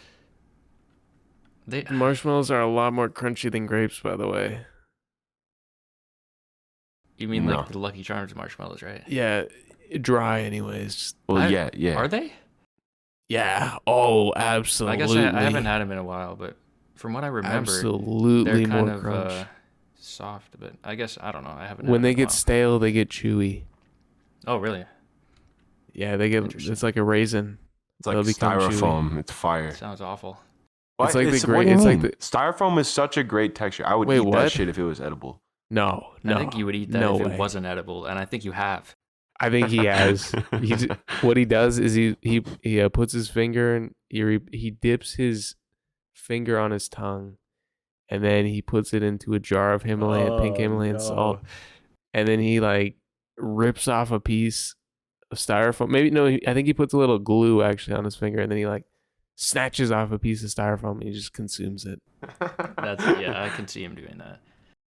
I can actually see him doing that. That's the funny part. I can't.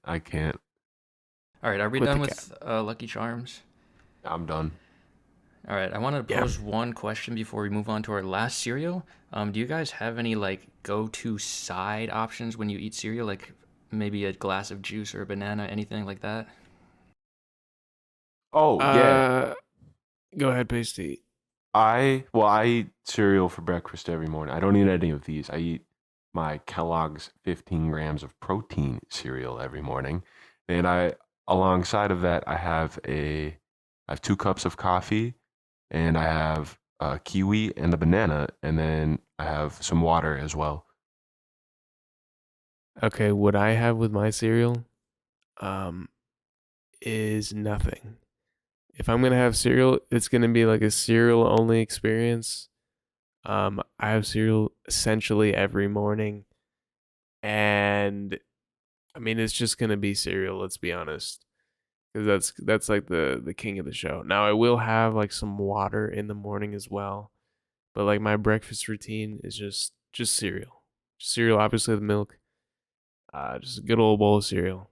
I go to the gym like right after I eat breakfast, so that's why I eat all that, is because it's a great source of nutrients for pre-workout, like natural pre-workout stuff.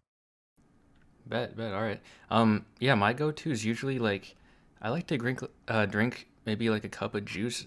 Usually when I'm drinking cereal, I like some grape juice. You know, it's kind of that wheat flavor with the sweetness, like a bread and wine kind of vibes. So yeah, I think that goes well together. But that's usually just a cup of juice, and like a banana is like the classic cereal breakfast, you know. So can't go wrong with that. We can go on to our last cereal of the tier list, which is Frosted Flakes. Pasty, what do you got for Frosted Flakes? I have Frosted Flakes in B tier. They're all right, but they're not like the lowest thing I have on here is Fruit Loops. So C tier is basically my F tier, but none of these were really deserving of D or F for me. So I think they're better than Fruit Loops, but I don't think they're as good as Cheerios or Reese's Puffs. it's just part of me dies inside whenever I hear you say Reese's Puffs and Cheerios in the same sentence. That's But why I said it, bitch. yeah, I know. But Frosted Flakes, I mean, outside of the Cheerios thing, I agree. Frosted Flakes, good cereal, B tier. Um, the one thing about Frosted Flakes is, uh, I know like if obviously if you sit too long, the sweet shell will like melt off. I don't think it's too bad though with Frosted Flakes. That's just for like cereal in general. Like the sweet outer shell will like melt, uh, kind of like shredded wheat, where like the frosting will melt into the cereal. But that shredded wheat I think is a little bit better in that aspect with the sugar coating melting. But the Frosted Flakes, I do think it does melt at a decent pace. It does hold it pretty well. So I'm not gonna knock it too bad. But I mean, again, it's a good cereal. It's a B tier cereal. I'm strict on my cereal. I'll eat it. Give me a bowl. I'll slam it down. Frosted Flakes, good cereal, B tier. All right. You guys are kind of sleeping a bit. I feel Frosted Flakes are Nah. pretty easily my second favorite cereal on this list. I mean, they have a great flavor. They got that frosted flavor, but it's really nice combined with the base corn flavor of the flake. It's just such a great flavor, and the texture is really good. Um, yeah, it's my second favorite on the list. I have no complaints at all about the cereal. Frosted Flakes, S tier. See, I just can't see that. I just can't see like being presented two bowls of cereal, Reese's Puffs and Frosted Flakes, and like having a thought in my mind like, Buddy, should I have Frosted Flakes? I It's said like my second favorite. I know, but I it's don't get like it's in the the same tier though. yeah, So there's it's obviously a thought going on. If you have two bowls beside you, there's gonna be like, should I have the Frosted Flakes? No, Reese's Puffs is a little bit better. I'm gonna pick that. Whereas with me, it's like, no, it's Reese's Puffs, 100% of the time. I'm going to Reese's Puffs so why haven't you every even day of the eaten week. any other cereal on this list? I don't eat. I don't really don't eat that Then many how'd you try cereals them? on this list. How do you have an opinion? I mean, yeah, I'm gonna try the cereals. I'm gonna try a new No, you cereal. I mean, cannot there's a try reason it. why. If Reese's There's Puffs a are better, you reason can't why. eat a single other cereal. No, I can because I'm No, you not just can't. always Reese's Puffs eating are it better than everything else, so you for can't eat delight. anything else. It's not just eating for enjoyment. It's eating for experience. There's a reason why I mean, I've eaten Cheerios before. Never again, but I've had the experience of eating Cheerios. It's a classic cereal. Everyone in this world has to try Cheerios at some point in their life. It's a classic thing. And as a cereal lover, yeah, I'm going to venture out and try different cereals. And if someone presents me a bowl of cereal that isn't Reese's Puffs, I'm going to eat it. And I like these cereals, but I mean, obviously, you got to have a variety. I'm not saying, oh, I only eat Reese's Puffs. But I mean, like, if I had the opportunity, I would literally only eat peanut butter checks if I had that opportunity. Nice. But I probably wouldn't. I'd probably throw in one other cereal, which I'll probably reveal later. Not this episode, but if we ever discuss cereals again, I'll say what that cereal is. It's not Reese's Puffs, although I might throw in Reese's Puffs in that rotation as well. But I mean, I could see myself theoretically eating one cereal for the rest of my life just because peanut butter checks is the best cereal to ever be invented.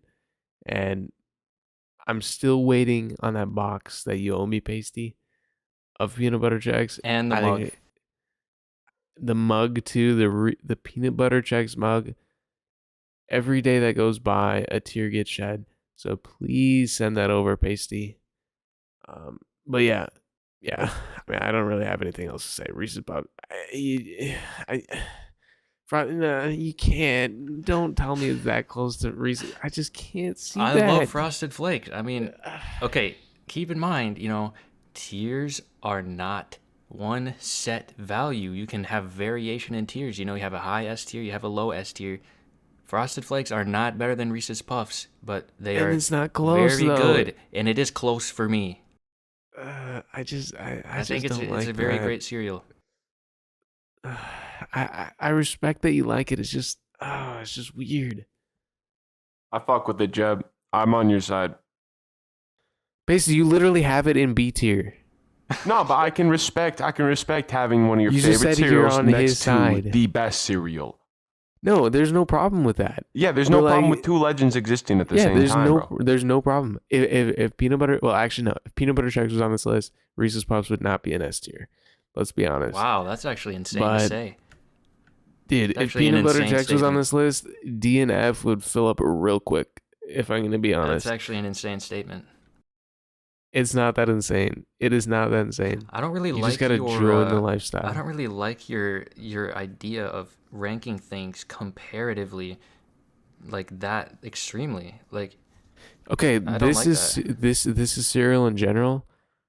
This tier list is for cereal in general, and my standards are pretty strict. But when you throw peanut butter Chex into the tier list, I think that just adds so much weight. It's just, it's just too legendary to like have anything near it. Like nothing can touch it. Just can't be any. There can't. Reese's Puffs would probably be in B tier if I'm going to be honest. Are you sponsored by Peanut Butter Chex by any chance? No comment. Okay, I see. I think I see. I do want the problem mug here. and I do want the box from Pasty, but you know it's just such a good cereal. I do agree with that. Peanut Butter Chex is goated. But I did have a question if you guys did figure out the theme. I know it might be a little tough to figure Oh out. yeah, I wanted to put in a guess. My guess is animal themed mascots. No.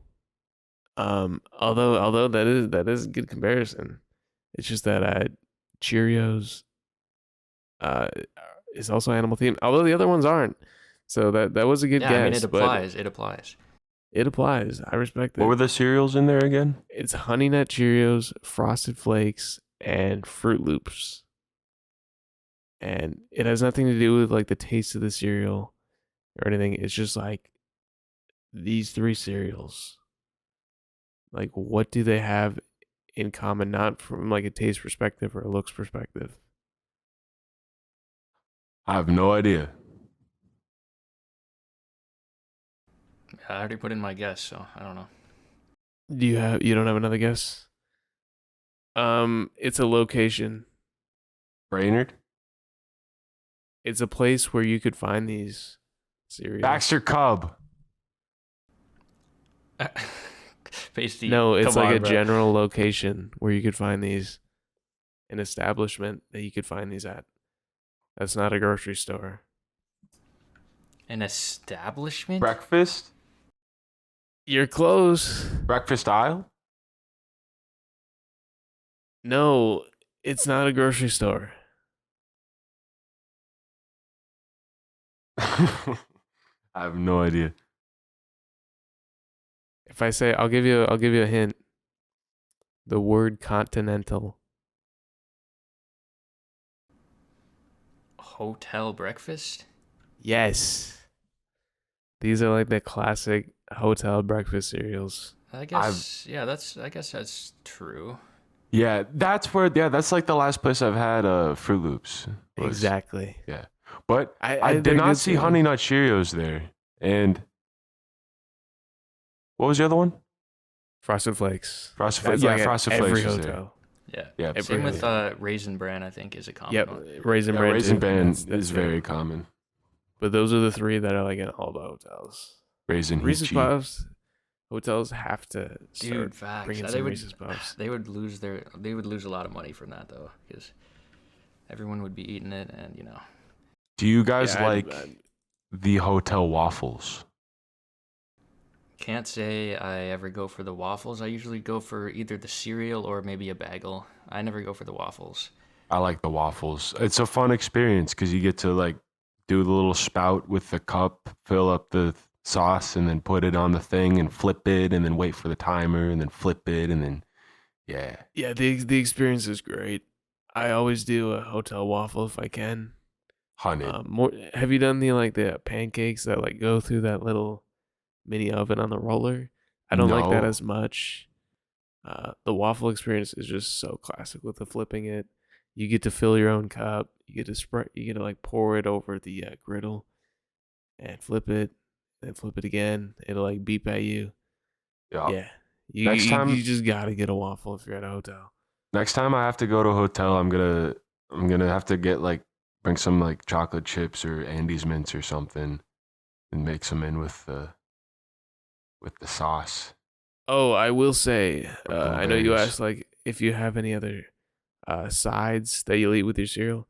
If I'm at a hotel, I'm having cereal and a waffle. And Yeah. yeah, I mean, I guess it depends. If I'm on vacation, yeah, I'll have some cereal with something else. I'll have like a, yeah, I mean, specifically at like a hotel, I'll have like a waffle on the side with it. Now, do you get a milk or do you get like an apple juice? I mean, considering the milk is in the cereal already, um, I'll lean more towards apple juice, but I might take like a milk to go. Yeah, facts. But yeah, apple juice is good, like at a hotel, and I definitely respect the cereal with grape juice. I got no problem with Yes, that. sir. But for me, if I'm at home, it's just gonna be straight cereal. But if I'm at like a hotel, yeah, give me all the stuff. Yeah, I I do, like I to, do, I do respect the straight cereal as well. for sure. Gotta respect it. All right, well, that's the cereal tier list. It's also our last topic, so that is where we're gonna end it. Do you guys have any closing thoughts? Uh, Spokal needs to quit eating bugs. All right, that's Spokal needs to quit eating bugs. I'll write that down, And Spokal. Pasty has to stop being an idiot That's it. in regards to Cheerios and crunchy Well, corn. okay. Yeah, we'll talk about that. But anyway, that is episode 3. Yeah, we'll see you next week. Episode 4 should be another banger. And thanks for listening. See you next week.